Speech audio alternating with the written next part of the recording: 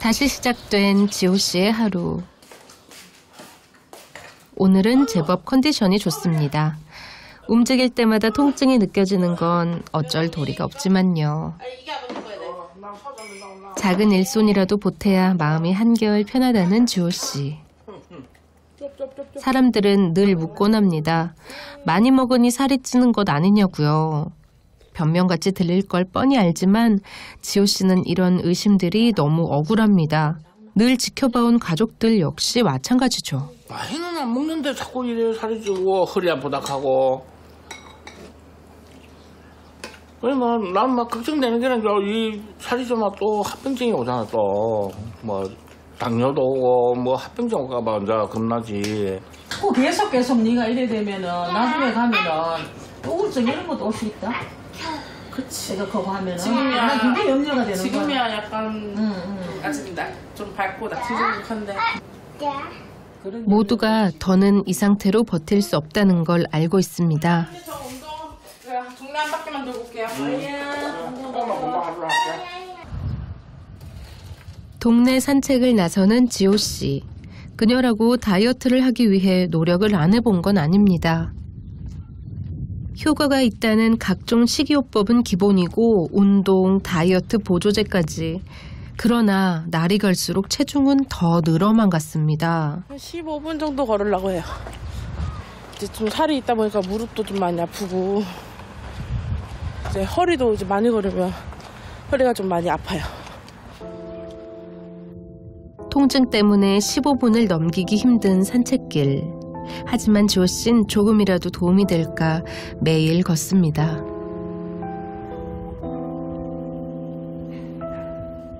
고단했던 하루가 저물고 살이 찌면서 지호 씨에겐 잠버릇이 하나 생겼습니다. 바로 코를 심하게 고는 건데요.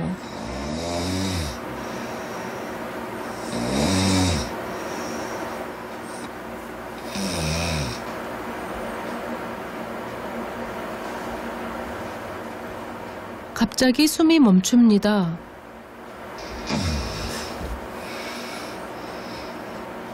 다시 코를 골기 시작하는 지호 씨. 평소 지호 씨의 코골이를 대수롭지 않게 생각해왔던 가족들. 그저 피곤해서 그러려니 해왔다는 건데요. 그러나 밤사이 호흡이 멈추길 여러 차례. 이제야 가족들은 심각성을 깨달은 듯합니다. 이렇게까지 코골 줄은 몰랐어요. 이러다가 진짜 자다가 죽는 수도 있다는 병이잖아요. 수면무호흡증이. 그러니까 그냥 웃고 넘기는 게 아니라 하루빨리 살을 빼야겠다고 생각이 좀 더 들어요.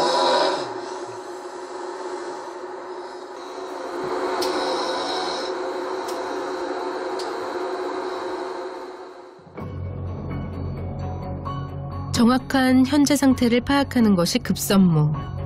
지호 씨의 허리 둘레는 약 131cm, 51인치가 넘습니다. 어느 순간부터 측정하는 것도 포기했던 체중. 지금은 123kg을 육박하는데요. 지호 씨가 많은 고통에서 벗어날 방법은 있는 걸까요? 중에서 생리 문제는 굉장히 중요한 부분이고요. 사실 여자 환자는 비만도가 좀 높아도 코골이가 심한 경우는 사실 흔치 않거든요. 근데 이제 코골이가 있으시다고 하는 거는 반드시 치료해야 되는 또 다른 중요한 질병 중에 하나예요. 그다음에 비만도 자체도 어찌됐건 지금 이제 뭐 42 정도 나오거든요. 그래서 어찌됐건 초고도 비만 범주기도 하니까 그냥 오해수를 해서 비교적 요요의 위험도 조금 더 적고 대사 효과도 뚜렷한 방법을 택하시는 게 현명하다고 생각합니다. 상의를 드렸고 현재로선 위우해술이 제일 합리적이라는 의료진의 판단. 안타깝지만 사실 한 10년 정도만 지나도 삶의 질이 굉장히 떨어지죠. 일상생활에 많은 제약이 생기고요. 대부분 이제 휠체어 생활하게 되고 이제 수술을 여러 번 하게 되고 이제 그런 생활이 반복되는데 사실 저런 분들한테 일상적인 방법으로 체중을 줄인다는 게 그리 쉬운 일은 아닙니다. 어렵게 수술을 결심한 지호 씨. 힘든 과정을 선택한 데엔 그녀가 지켜야 할 가족들이 있기 때문입니다. 자꾸 제 자신이 싫어지려고 하는 게 있어요. 왜냐면 내 건강을 위해서도 첫 번째 내 건강을 위해서도 있지만 경제적인 부분도 없지 않아 있기 때문에 일단 살을 빼야지 일단 뭐든지 취직이라도 아무래도 되지. 구직 활동을 위해서 이제 기관을 방문했을 때도 외적인 부분을 많이 보기인데 괜찮겠냐. 아무래도 안 될 가능성이 매우 크다라는 말을 들었을 때도 좀 상실감이 들고.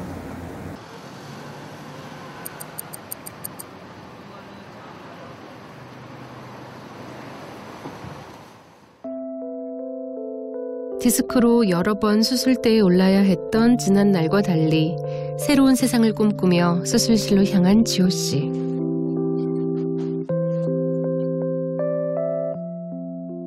아이를 안고 가족들과 함께 걷는 평범한 일상.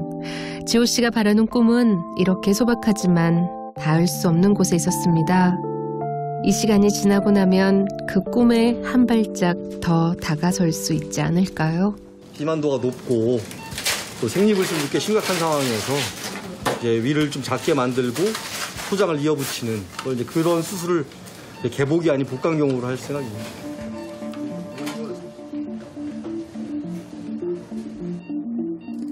배에 1cm 이하의 작은 구멍을 통해 수술이 이루어지는데요. 의료진의 시야를 가리는 지방 덩어리들 때문에 시작부터 난관입니다. 위의 상부를 약간만 잘라낸 뒤 소장을 끌어올려 연결시키는데요. 우리가 섭취한 음식물은 위를 거쳐 십이지장과 대장을 지납니다. 이렇게 위와 소장을 연결해 십이지장을 지나지 않도록 하면 음식물의 체내 흡수가 줄고 위가 작아져 섭취량도 줄어듭니다. 간이 커서 수술할 시야를 가려서 수술이 조금 어렵긴 했지만 다행히 큰 이벤트 없이 수술이 잘 끝났습니다.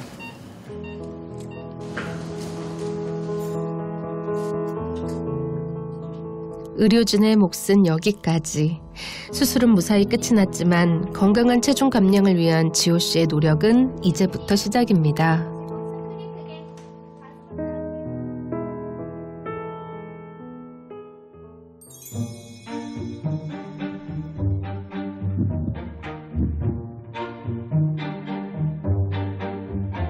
어느덧 수술 후 100일이 지났습니다.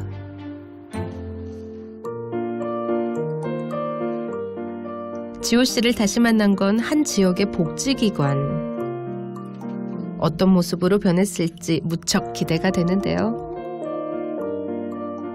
생글생글 웃는 모습에 몰라보게 달라진 지호 씨.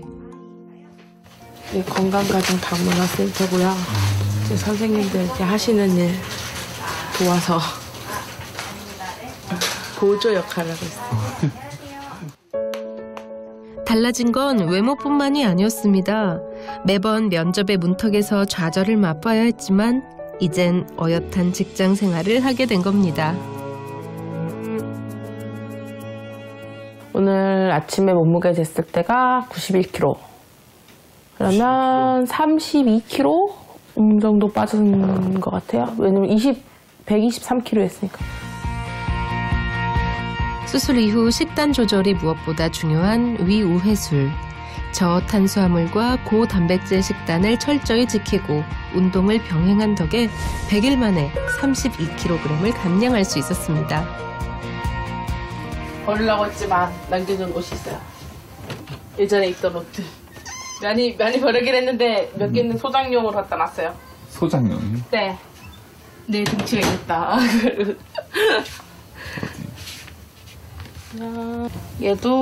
얘는 제가 이태원에서 옛날에 샀는데 3XL라지 무료. 이거보다 한 2XL라지 살라 했는데 없어서 이거 샀는데 얘도 거의 이제 반. 와, 그것도 거의 원피스네요. 네, 이것도 거의 원피스인데. 불과 석 달 전에 저렇게 딱 맞던 옷이 이젠 원피스로 보일 정도로 큰 변화가 생겼는데요. 달라진 건 또 있습니다. 서 신고 걷고 하는 자체가 허리 아프고 이제 이랬는데 지금은 이제 걷고 이러는 거는 많이 좋고 서 있는 것도 많이 괜찮아지고 옛날에 만약에 아픈 게 100%였다 그러면 지금은 한 30-40% 많이 좋아진 것 같아요. 한결 가벼워진 덕인지 이제 시어머니를 도와 집안일도 척척 해냅니다. 쭈그려 앉기도 힘들었던 석 달 전엔 상상도 못할 일이었죠. 이런 변화를 누구보다도 반긴 건 지호 씨의 시어머니. 설마 제가 살 빠질까나 했어요. 정말로요. 그랬는데 막 쑥쑥 빠졌는데 내가 얼마나 좋지 몰라요. 이 아들 할아버지도 그렇고 우리도 뭐 맨날 보면 지호만 생각하면 너무 즐겁고 좋아해. 진짜.